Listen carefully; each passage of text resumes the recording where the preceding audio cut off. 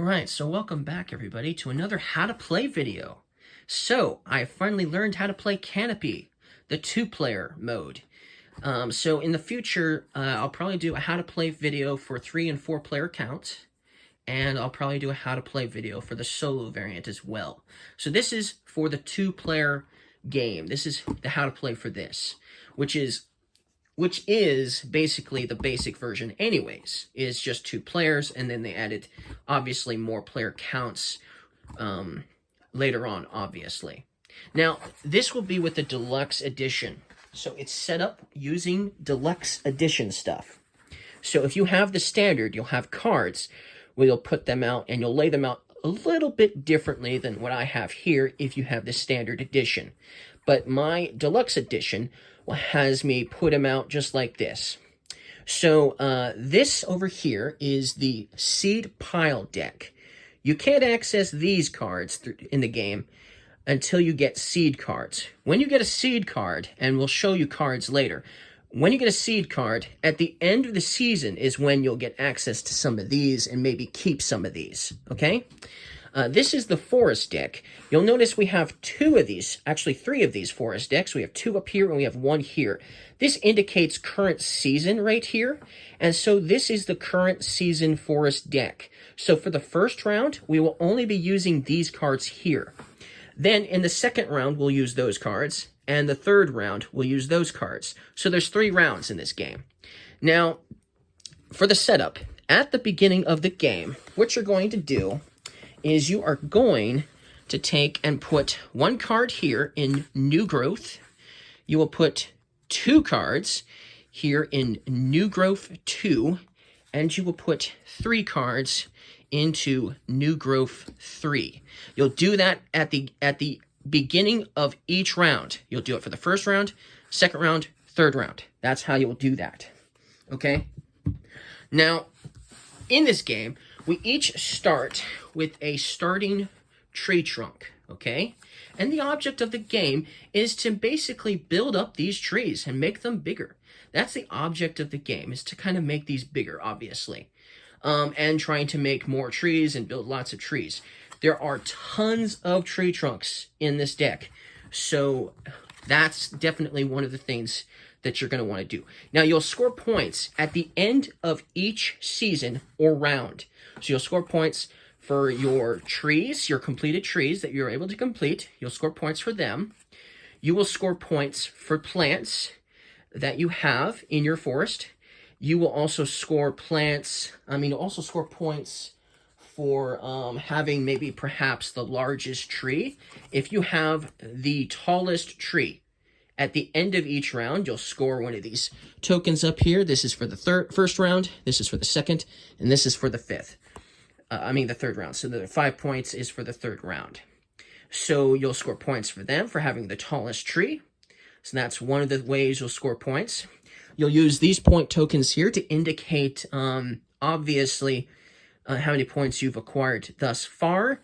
You'll also acquire wildlife in here in this deck as well. And you won't score any points for wildlife until the end of the third round. The last round is when you'll finally score points for wildlife, okay? Now, you'll see all these up here. We have all these wildlife tokens. You use those to actually remind yourself that you've scored for a tree. Because once you've scored for a tree, you can't obviously score it for it again. And so when you complete a tree by putting a canopy at the top of a tree, there are canopy cards in there, lots, then you'll just put down one of the animals, your choice, whatever one you want to do, and you'll put it on the card to indicate you've completed the tree and you've scored the points for the tree, okay? That's how that's going to work. So that's what those are for. So let's go ahead and talk about the actual phase of the game, how it's going to work. I will leave player 2 out of sight just to make it more easier to see what we're going to be doing here. So let me move the camera a little bit so we can get a better view of the play area here. So let's say I was going first. So the first thing I would do is I would look at the first card in the first growth pile. Then I would have a choice. I could either keep the card, and if I kept it, I would immediately have to place it into my forest, meaning now I have completed this tree, which means it's a very small tree. Maybe I don't want to do that. Actually, probably don't want to do that. So that means I don't want it. That means I can't use it, or I shouldn't use it anyways. And so I would put it back secretly. The other player wouldn't know what that card was. Then, because I passed on that pile, I would put a card from the forest deck on here. So that way, when a player goes on their next turn, when they access this pile, they'll have an extra card there to look at, even though they didn't know what the first one was. Now, because I passed on that pile, that does not end my turn. I get to actually look at all of the piles. If I don't choose the second pile, then I get to look at the third pile.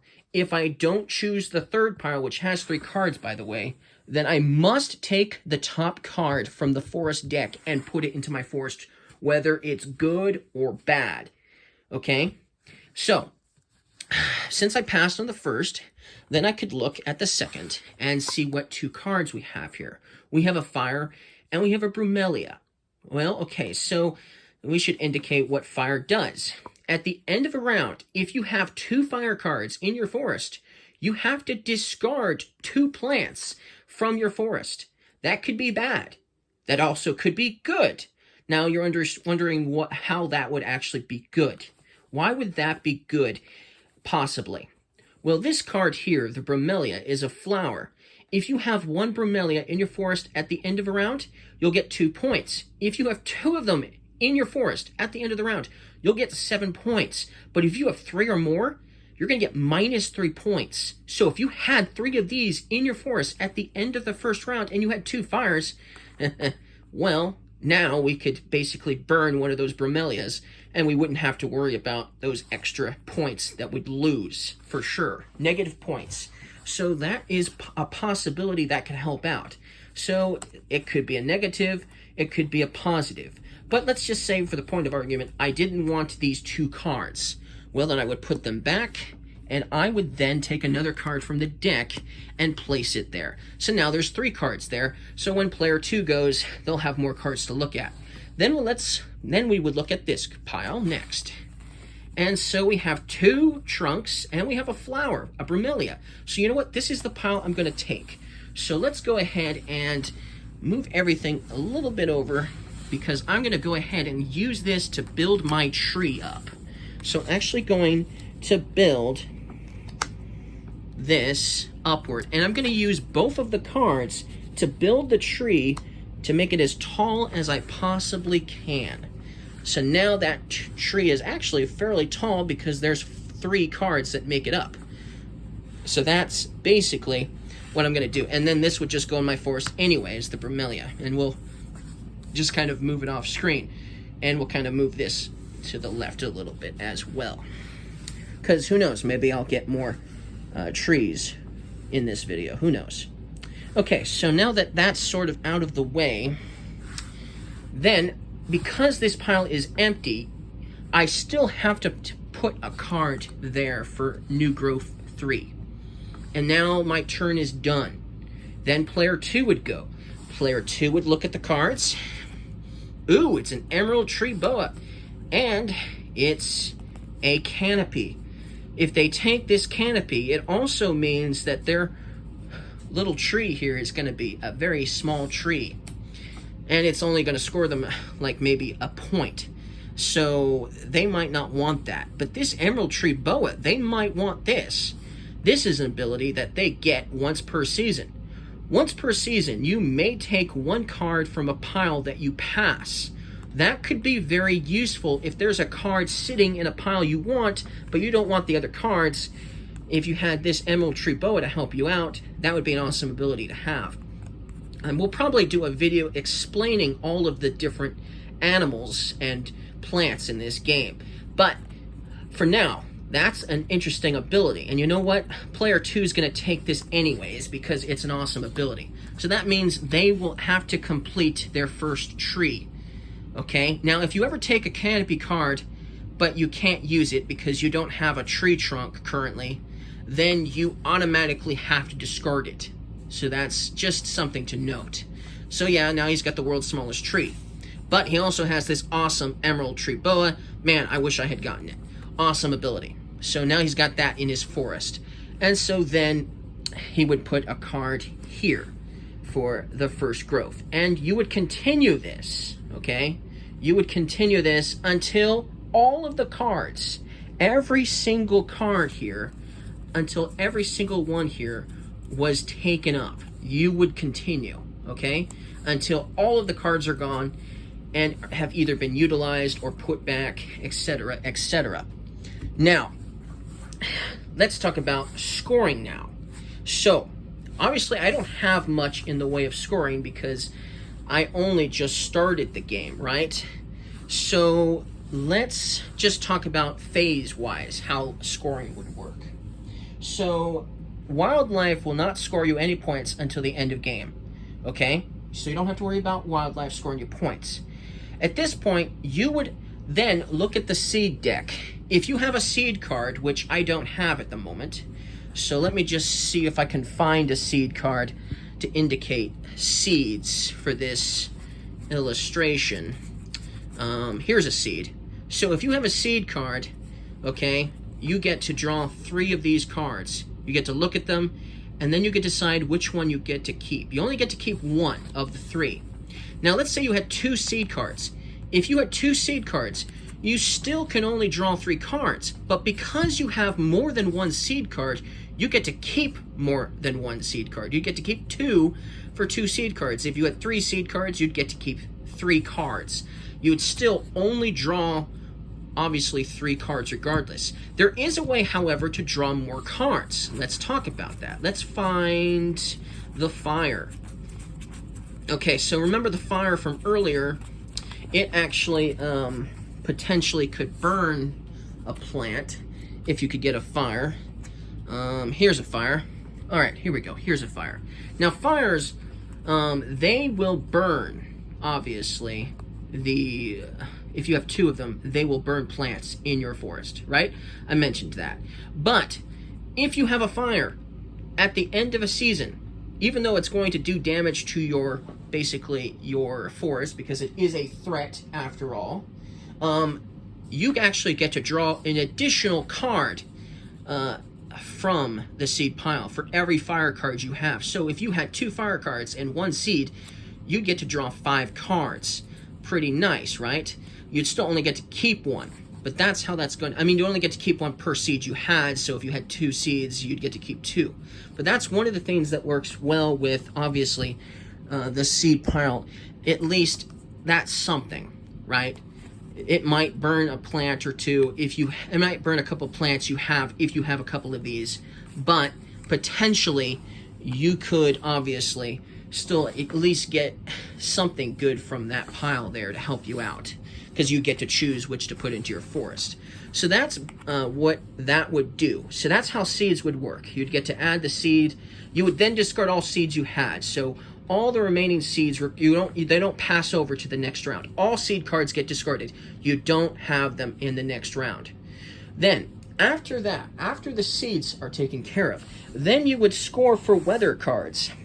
Now, weather cards in this game are like, for instance, the sun and the rain. So let me see if I can find, here's a sun. Here's a sun, and let me find a rain. There's at least 1 in here. Here we go.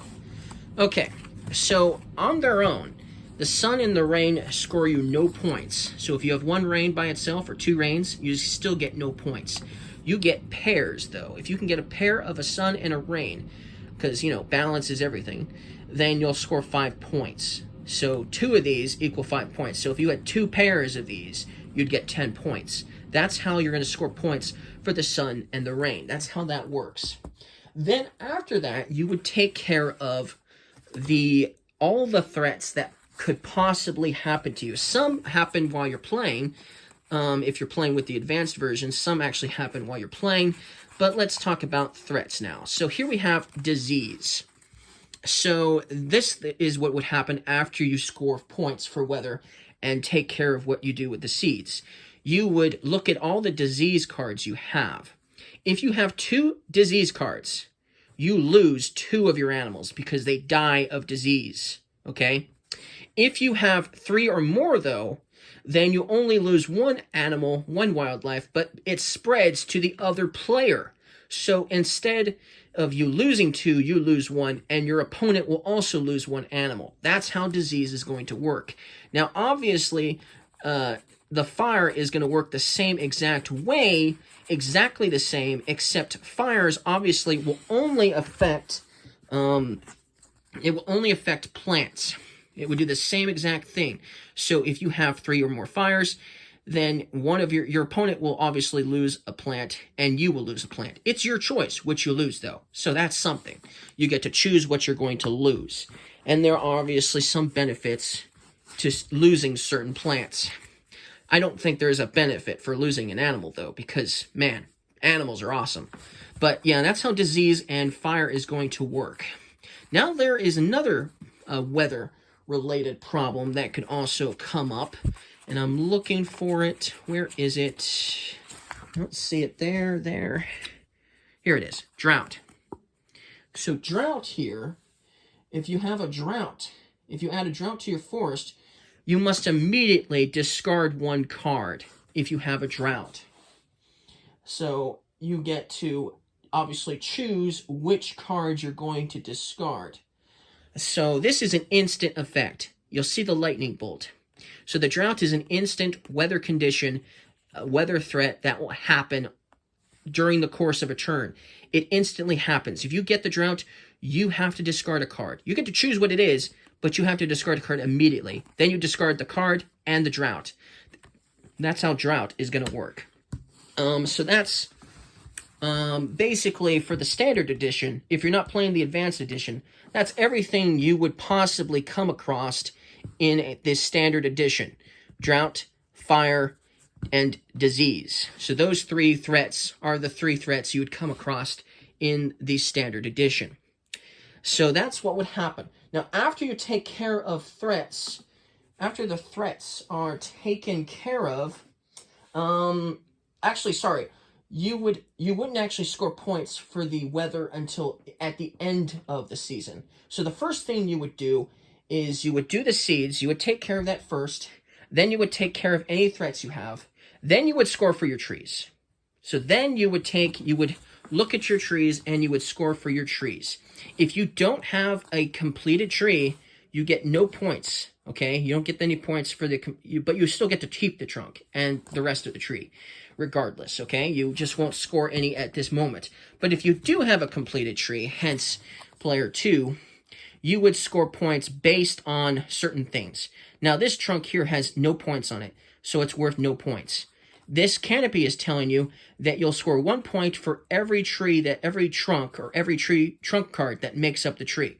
So if there was 2 of these that were part of this canopy, then you would score 2 points. But since it's only 1, you're only going to score 1 point for the entire tree. Yeah, I know, not very many. So you definitely want to try to build bigger trees, which is why, even though it was very tempting to take these 2 cards, the snake and the canopy, the fact that you would have only gotten 1 point and then a minus point for having the emerald tree boa at the end of the game, it's still not very, it's still not extremely good that player chose to do that anyways, even though the snake was super tempting for sure. But yes, that's how you would score points for the trees. Only ones that were completed would score you some points. Maybe some. Maybe none, depending on certain things. How you built your tree and what tree cards were used. Then, the player who has the tallest tree at the end of the first round would get this, and they would put it on that tree to indicate that they used that tree for the tallest tree, and they wouldn't be able to use that tree again obviously for scoring the tallest tree, because you'll do this at the end of each round, and since this is the first round, you'd get this one. If it's the second round, you'll get one that has the 4 on it, 4 points, and obviously the next one up is the 5-pointer, and then that's how that would work. Then at the end of the 3rd season, you would also score for having the largest forest for completed trees. So for every completed tree you have, if you have the largest forest that make up every completed tree you have, you would get 10 points. Now, this is also something to note. If you tie for the tallest tree, so if you tie for the tallest tree, you each score 3 points, and then you just put the point tokens that you scored on, obviously, the tree that you completed. Same thing for the second round. If you tied for the second round, you would each score 4 points. You'd also equal that as well. So if you each have, obviously, the largest forest, you're tied for that, you would each score 10 points at the end of the game. So that's how that's going to work for scoring purposes, for obviously getting trees and forests and all that. So let's see here. I explained everything except for the animals for scoring purposes. So obviously the animals, you won't score for them until at the end of game. Oh, plants. Okay, so after you take care of your trees and you've scored for them, then you'll look at all of your plant cards. If you have, obviously, a certain amount, you're going to lose some points based on how many of a certain amount of plants you have. So for this one, you'd get -3 points if you had 3 or more. But you could get 7 points if you had 2 of these bromelias. Let's see here. Where's some other plants you could possibly get?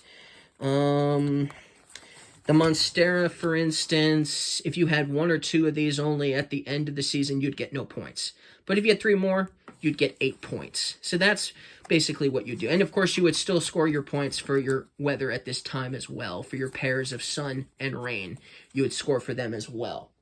And then obviously you'll score points for animals. Some animals score differently depending on certain things. This one is for the advanced variant. But one of the things that for sure that you would have in the standard is if you have a pair of the same animals. So if you have 2 of these emerald tree boas at the end of the game, you'll score 5 points for having 2. Plus, you still have to put this into the equation. So you would actually only score 4 points because this would be -1 point. If you had the pair of emerald tree boas, you would get 4 points for having that. But that's basically what you want to try to do. You want to try to get mating pairs so you can get more points that way as well, because some of the animals don't give you points. They might even give you negative points if you only have a particular animal. Now, you're only going to get the ability for the animal if it actually has the text here on it. So if you have this particular emerald tree boa, you're not going to have the ability that this one has. Hence why this one has a minus point on it and this one does not. Hence why this one has 2 and 5 on it and this one does not have 2 and 5 on it. So that's something to note as well. You might have the particular animal that gives you a certain awesome ability, but you might not actually have the actual animal that does, because you have the one that has the mating pair bonus on it, for instance. Okay, so that's pretty much everything you need to know, obviously, in order to understand and how to play this game. So in the next video, we'll talk about all of the cards I didn't talk about, obviously, and all the cards that I did talk about, and just how, what they do, scoring purposes, and stuff like that. So thank you guys for watching this particular video. If you guys liked it, don't forget to leave a like, all right? And I'll see you guys in the next video when I talk about all of the cards and their abilities, including the advanced set of cards. Okay? All right. See you guys in the next video.